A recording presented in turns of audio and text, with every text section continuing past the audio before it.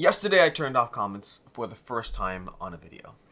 I have been doing this for just shy of 5 years now. Come December, it'll be 5 years that I've been filming videos. Thousands of videos. Maybe not thousands, over 1,000 videos. Maybe at 2,000. I probably should have checked before starting this. A lot of videos. A lot of videos on this channel. And for the first time yesterday, I turned off comments on a video. And I'm doing it again on this video. That's going to be two times in a row. But that's very specifically intentional because I'm trying to avoid the same comment back and forth that there was yesterday. And I'm going to explain a few things. I'm going to explain why I turned off comments. I'm going to try to appeal to a certain mindfulness, I guess. I'll also say that I love conversation. I love talking back and forth and trying to get to the heart of the matter. And if anyone wants to talk to me directly about yesterday's video or about today's video, email me. alex@boardgameco.com. I will genuinely attempt to respond and communicate with any number of you, assuming the number is reasonable. If like 20 people email me, sure, that's easy. If 300 of you decide to email me, we shall see. But I'll try to respond. I don't mind hopping on calls either. I don't mind hopping on a direct call, video call. I don't mind having conversations. I'm not trying to hide from the conversations, but I think that there's a reason, I know there's a reason why I chose to turn off the comments. Because I'm not the only one out there. I'm not the only person out there. There's a lot of people who have to see the comments. And the comments, depending on your own frame of mind, I wouldn't even say the comments were the worst. But there was a specific common thread in some of the comments yesterday that made me decide that it was better to just turn off the comments. So let's go through a few things.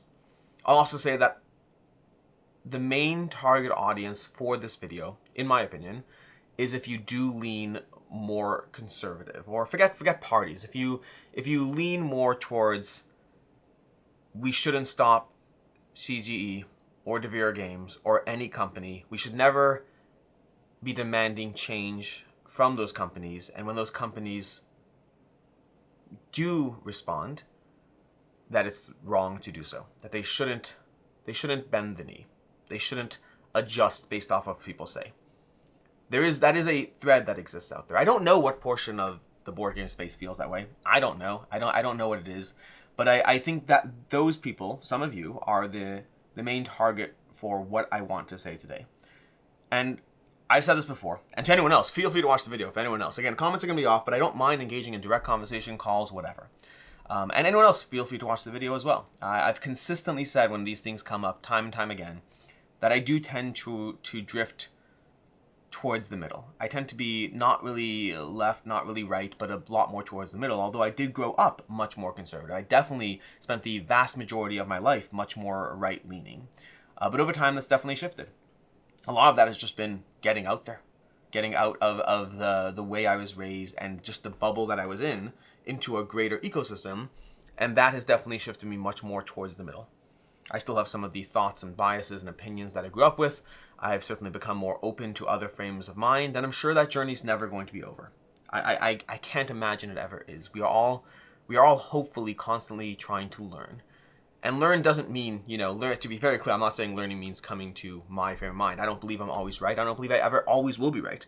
I do believe that I'm always trying to do the best I can, and I do believe that I operate from a place of care for others.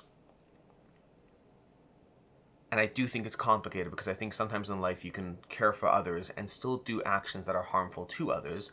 And I think that, I genuinely think you have to be willing to hurt others in life. And to be very clear, because this is one of those things where anything I say in this video can be picked apart and taken the wrong way. I don't think you should seek to hurt others, and I think you should be mindful of the harm you cause to others. But I think if you operate in existence at all, there are times and ways in which your things you do might cause pain to others, and there's a complicated figuring out of when you have to adjust your actions to account for that and when you don't.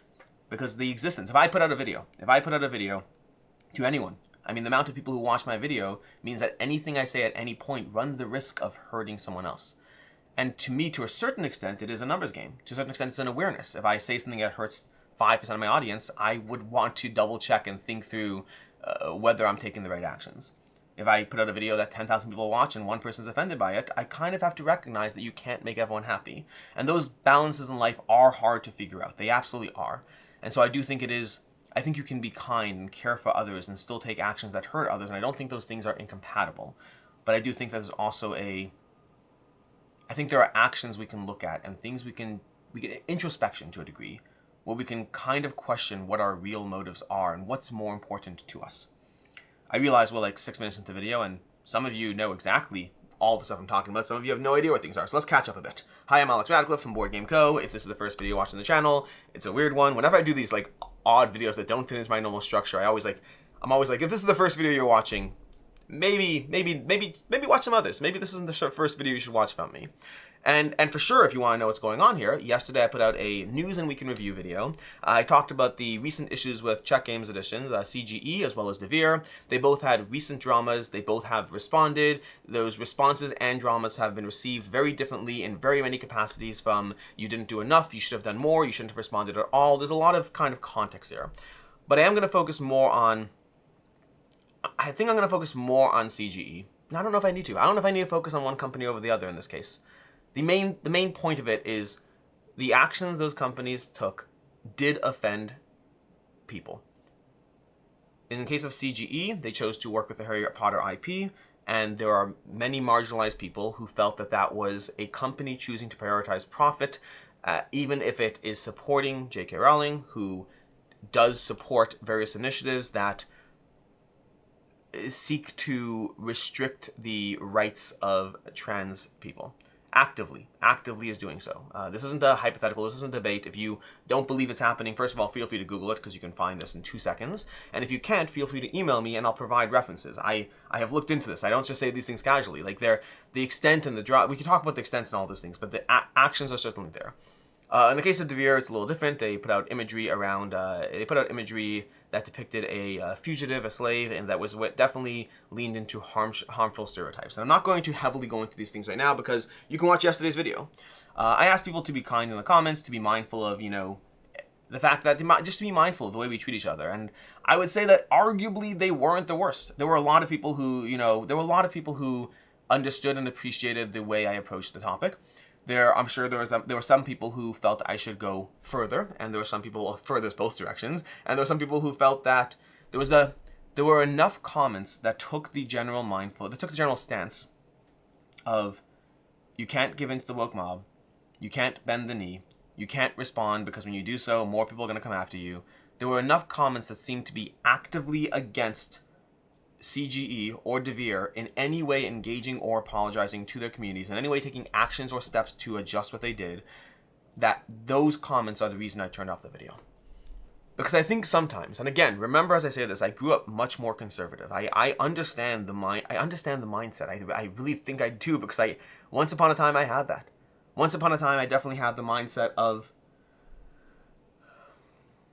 I hate saying it. Once upon a time, I had the mindset that you can't give in to the woke mob. I hate saying that. Woke is such a misused term. It's basically it's a castigation for caring about others, which is such a weird castigation to have. And that's another thing, by the way. Another thing yesterday's video, there were several people who were like, oh, well, you don't actually think what you think. You're just, not willing to engage in how you actually think because you're afraid of being canceled. And as I said in the video, if I was afraid of being canceled, I just simply wouldn't do these videos. I wouldn't make up an opinion that I have for the sake of... It's so stupid. Again, I've said this before. When I do these kinds of videos, I generally run the risk of offending people on both sides. I just say what I think, because that's generally the way I'm going to operate in life. I can't do things... I can't do things differently. I don't want to do things differently. The reason I'm doing this video is because I do want to call to a certain degree of empathy. Because regardless, and again, I said who the target of this video is to an extent.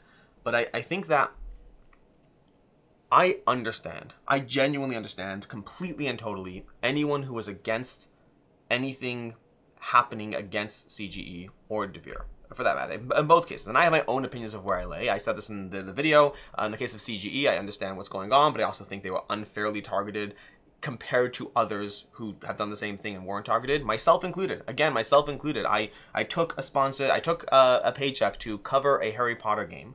I don't think I would do that now, because I've seen the degree of people who are hurt by that I don't think I would do that now. And I would do that in response to how I see the space that I'm in, the space that I care about, react. But it's something that I did at the time, and I knew there was some degree of controversy. It's something I chose to do. That was a decision I made at the time. It's a decision I would make differently now. Live and learn about the people you hurt in life and decide how much that matters to you. And I'm not saying that there can't be harm to people in life. I think, again, I said this kind of yesterday as well. There are times, there are always actions you can take that run the risk of hurting others, and there are always ways we can try to say to someone else that they shouldn't do X, Y, and Z because it'll hurt someone. And it's a complicated balance. It is. All of this stuff I kind of understand. I'm completely like, I think it's complicated. I'm not trying to say what you should or shouldn't do. I think it's complicated. But if you're someone who didn't believe that anything needed to be done about CGE or anything needed to be done about Devere, fine. Like, generally, fine. Like, pick your battles. Pick your moral battles as far as the things you choose to care about. It's complicated. It really is. I'm not saying there's not harm caused. I'm saying there's so many things that can cause harm that to a certain extent we all have to pick our battles. Are you going to eat at Chick-fil-A? Are you going to wear Nike shoes? Are you going to shop at Starbucks? Are you going to buy it from Amazon? There's so many different levels that you could be causing harm that I am fine. That's all fine. Where I beg you to question your motives and what's most important to you.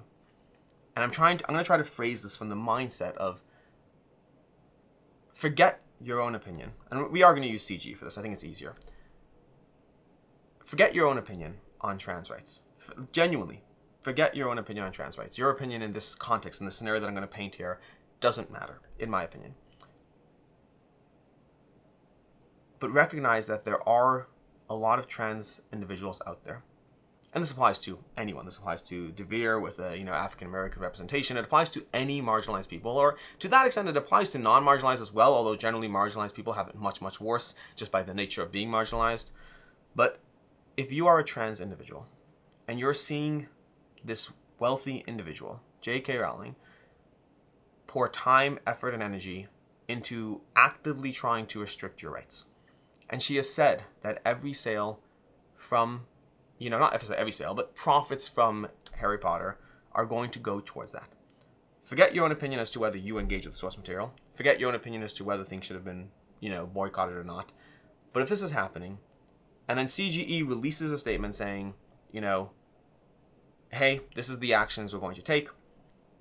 If your reaction is to vilify CGE for apologizing because you should never give in, like, it's one thing to have the starting opinion of, this doesn't bother me, or I'm still going to watch or read or engage in Harry Potter because it doesn't bother me, and there's only so many battles I can pick in life, or whether you think it's okay or not okay, but, like, recognize that a company, and again, I say this as somebody who I did feel CG was unfairly targeted, unfairly might be the wrong word, but it felt almost random.